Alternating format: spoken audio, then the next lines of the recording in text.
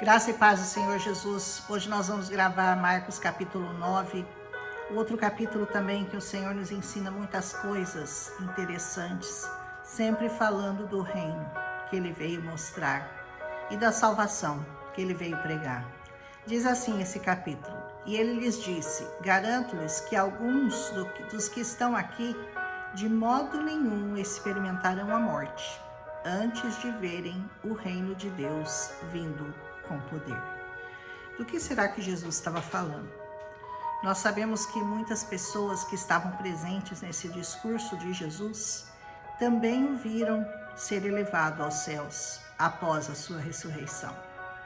Então, verdadeiramente, essa palavra era disso que Jesus estava falando, quando ele disse àquele povo que eles não morreriam antes de ver o reino de Deus vindo com poder. E verdadeiramente eles viram. Aleluia! Continua essa palavra, diz assim: 6 dias depois, Jesus tomou consigo Pedro, Tiago e João e os levou a um alto monte, onde eles ficaram a sós. Ali ele foi transfigurado diante deles. Jesus vai te levar a lugares altos e vai mostrar a você toda a glória dele. Ele vai se transfigurar para você, verdadeiramente naquilo que ele é, naquilo que ele veio para mostrar ao mundo que ele é, o Rei dos Reis, o Senhor dos Senhores. Diz assim: as suas roupas se tornaram brancas de um branco resplandecente, como nenhum lavandeiro no mundo seria capaz de branqueá-las. E eis que apareceram diante dele Elias e Moisés, os quais conversavam com Jesus. Então Pedro disse a Jesus: Mestre, é bom nós estarmos aqui. Vamos fazer 3 tendas, uma para Elias, uma para Moisés e uma para ti. Ele não sabia nem o que dizer, porque diante de uma visão dessa, eles estavam apavorados.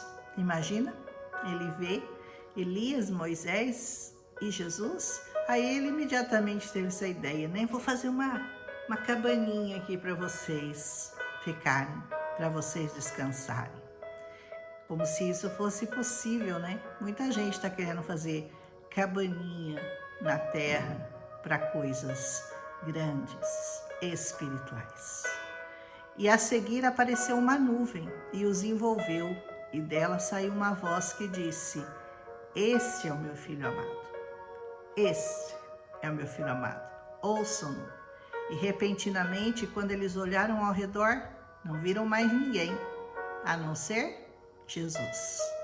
Eu consigo ver um ensinamento de Jesus aqui, que aponta para a revelação, uma revelação bastante clara, de que os profetas do passado seriam agora colocados em um plano abaixo da soberania do Senhor Jesus.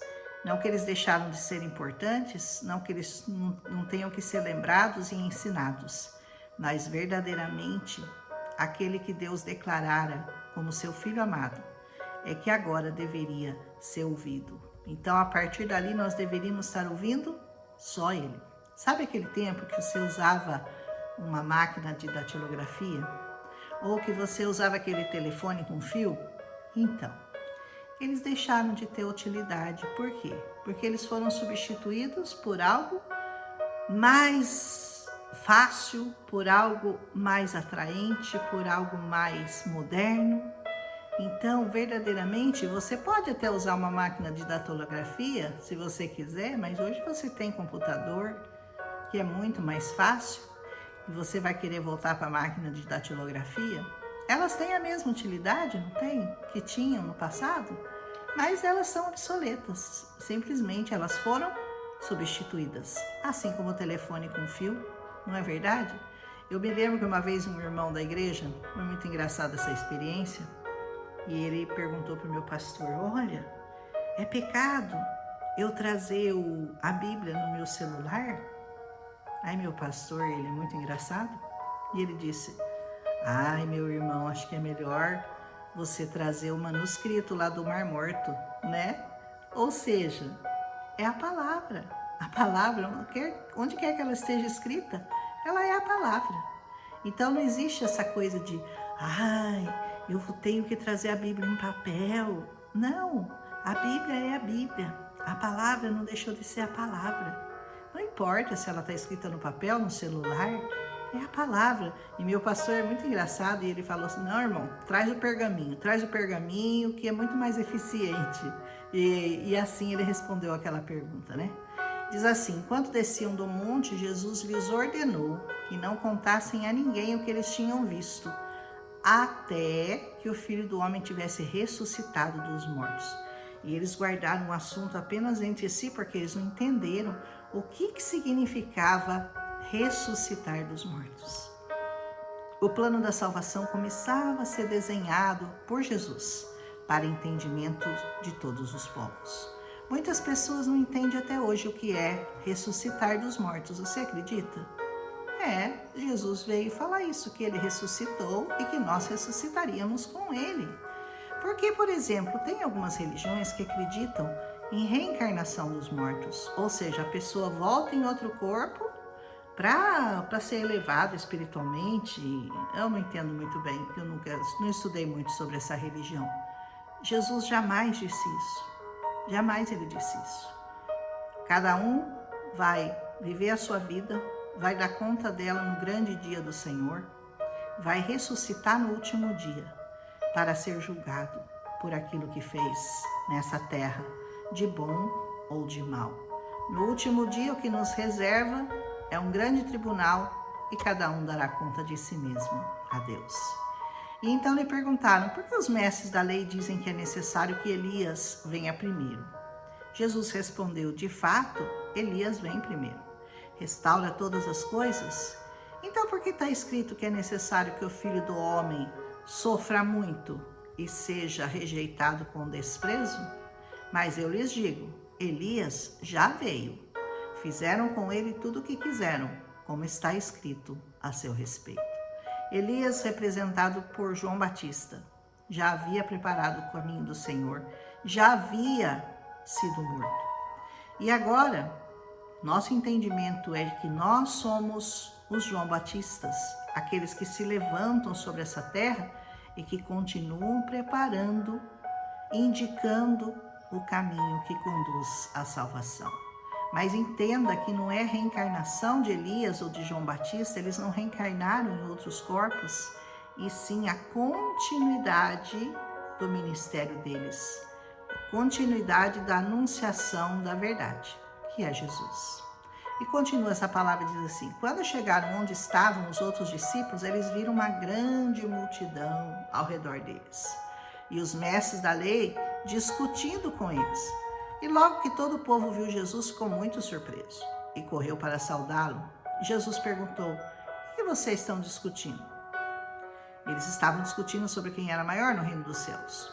Mas um homem no meio da multidão interrompeu e respondeu, mestre, eu trouxe o meu filho que está com um espírito imundo que o impede de falar. Onde quer que o apanhe, esse espírito joga ele no chão, ele espuma pela boca, ele range os dentes, ele fica rígido.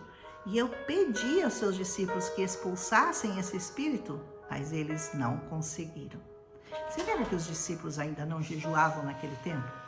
Você lembra que Jesus disse que enquanto o noivo estava com eles, não era necessário que eles jejuassem, mas que quando o noivo os fosse embora, eles jejuariam?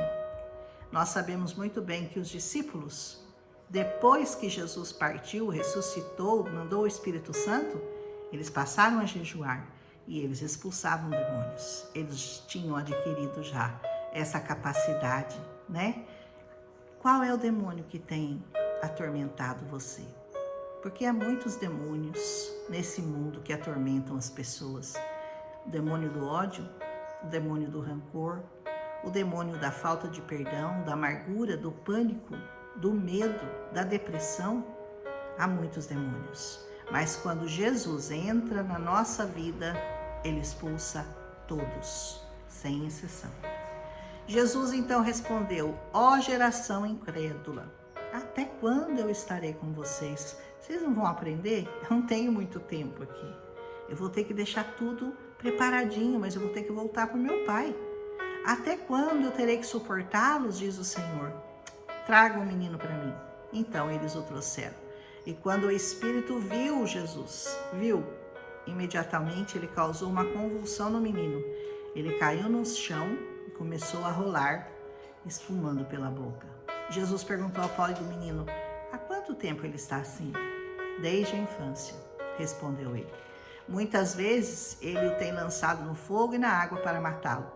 Mas, se podes fazer alguma coisa, tem compaixão de nós e ajuda-nos. E Jesus perguntou: se podes? Se podes, disse Jesus, tudo é possível àquele que crê. Que grande lição o Senhor nos dá, né? Olha aí a pergunta que muita gente ainda faz até hoje. Será que Jesus pode realmente me ajudar? Será que Ele pode fazer isso ou aquilo por mim? Você ainda faz parte dessa geração que duvida dos poderes de Jesus? A pergunta não é se Ele pode. A pergunta é se você pode crer. Você pode crer? Porque a resposta é essa. Se você pode crer, nada, absolutamente nada, que Ele é impossível para Ele. Porque Ele pode tudo. Tudo. Simplesmente tudo. Não existe situação que Jesus não possa resolver. Não existe problema que Jesus não possa sanar. Não existe dor que Jesus não possa curar. Mas você não pode duvidar. Você tem que crer. Porque Jesus perguntou para ele: se podes? É claro que eu posso. Se você puder crer, né? Você lembra que no outro capítulo Jesus disse assim, que ele não daria sinais? Mas depois, uma outra parte da Bíblia, você vai ver que os sinais acompanharão aqueles que crerem. Então, não é ver para crer, é crer para depois ver. Essa é a diferença. Você quer que Jesus faça sinais na sua vida? Creia primeiro. Os sinais vão te acompanhar. Eles são consequência da sua credulidade e não o contrário. Imediatamente o pai do menino exclamou: eu creio. Ajuda-me a vencer a minha incredulidade. Jesus quer te ajudar na sua incredulidade, porque só aquele que crer vai poder ver os milagres. E só através daquele que crer, ele vai poder agir. Como que a gente aprende a ter fé? A palavra de Deus diz, é muito simples, a fé vem pelo ouvir. E ouvir essa palavra que eu estou te pregando. Quanto mais você ouve essa palavra, mais crédulo você fica, mais você consegue crer e mais Jesus consegue agir através da sua vida. Lembra que Jesus disse que ele não faria nenhum sinal para aquela geração incrédula? É isso aí. Então a palavra diz que os sinais estão aí para quem crê. Você pode crer? Amém. Quando Jesus viu que uma multidão estava se ajuntando, ele repreendeu o espírito imundo, dizendo: espírito mudo e surdo, eu ordeno que o deixe e que nunca mais entre nele. Espírito mudo e surdo que está em muitas pessoas que estão me ouvindo. É um espírito que impede você de ouvir essa palavra, de crer nessa palavra e de falar essa palavra. Porque não é uma surdez física, não é uma mudez também física, é espiritual. Há muitos espíritos que impedem você de ouvir essa palavra, portanto, de crer e aí pregar esse evangelho. Não deixe que esses espíritos tomem conta de você. Diz que o espírito gritou, agitou-o violentamente, mas saiu. E o menino ficou como morto, a ponto de dizerem: ele morreu. Mas Jesus tomou-o pela mão e o levantou, e ele ficou em pé.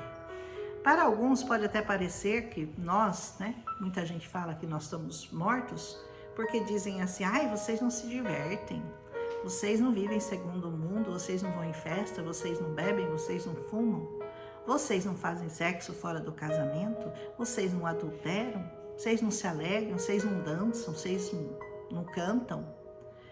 E aí as pessoas dizem: vocês estão mortos para essa vida. E eles têm razão. Nós estamos mortos mesmo para essa vida, mas estamos muito vivos para Deus. E Jesus tem tomado a nossa mão e tem nos dado vida. Uma vida como você não imagina que possa existir. Uma vida repleta de paz, uma vida repleta de alegria, de gozo no Espírito Santo, uma vida de tranquilidade que muita gente paga muito psiquiatra para ter e que para nós é de graça. E nós sentimos falta da bebida? Não. Sentimos falta do cigarro? Não. Sentimos falta das festas? Não também. Sentimos falta de dançar? Não, não sentimos, porque nós dançamos na presença do Senhor, nós nos alegramos na presença do Senhor, nós cantamos para o Senhor e a nossa alegria está lá, aonde Jesus está. Onde Jesus não está, nós não estamos também, porque não somos felizes aonde Ele não está. Amém? Então, que você seja liberto, né, dos seus demônios, do seu cativeiro. Amém? Nossa vida, hoje, em Cristo, ganhou liberdade. A verdadeira liberdade. Porque nós não somos mais escravos do medo, não somos escravos do pecado, não somos escravos de bebidas, não somos escravos de cigarros, nem muito menos de demônios atormentadores. De demônios de depressão, de demônios de pânico, de demônios de medo. Nós estamos libertos, porque Jesus nos deu a mão e nos levantou. E nós que estávamos mortos, revivemos. Depois de Jesus ter entrado em casa, seus discípulos lhe perguntaram em particular: por que nós não conseguimos expulsá-lo, aquele demônio? E ele disse: essa espécie de demônio só sai pela oração e pelo jejum. Nós já falamos sobre essa condição de autoridade sobre demônios, jejum e oração. Amém? Eles saíram daquele lugar e atravessaram a Galileia. Jesus não queria que ninguém soubesse onde eles estavam, porque ele estava ensinando aos seus discípulos. Não saia por aí fazendo a obra do Senhor antes de ser ensinado por Ele. Existe um processo, existe um tempo de ensinamento, de audição, um tempo de ouvir a palavra. É como se você quisesse entrar na faculdade num dia de medicina e sair médico no outro dia. Você não vai fazer isso, você não consegue. Existe um processo, com Jesus também funciona assim. Depende de pessoa para pessoa, a rapidez com que isso acontece, mas primeiro você tem que ser ensinado, para depois você sair e fazer a obra. Amém? Eu vou parar por aqui, porque eu já usei 17 minutos, eu vou continuar, porque esse capítulo é longo. Eu vou continuar no próximo áudio, falando de um capítulo muito bonito. O próximo áudio provavelmente vai ficar mais curto, mas esse tá longo. Deixa seu like, deixa um amém se você gostou, se você entendeu. Se você não concordou com alguma coisa, você deixa seu comentário. Se eu esqueci de chamar atenção para algum item que você considera importante, deixa seu recado aí para mim também. Em nome de Jesus. Um abraço e até amanhã.